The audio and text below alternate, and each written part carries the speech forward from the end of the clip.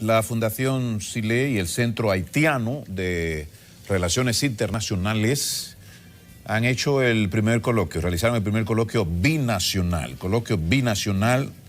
de comunicación lingüística, binacional, dos naciones, ¿no?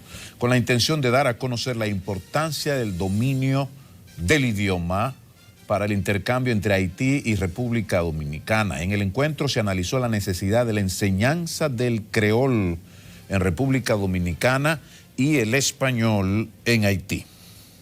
A partir de la importancia que está teniendo ahora el idioma creol en los intercambios entre Haití y la República Dominicana, hemos visto que era importante comenzar a promover la conmemoración en la República Dominicana de ese día, de esa jornada que se llama Día Internacional de la Lengua y la Cultura Creol. Este coloquio se llevó a cabo en las instalaciones de la Pontificia Universidad Católica Madre y Maestra.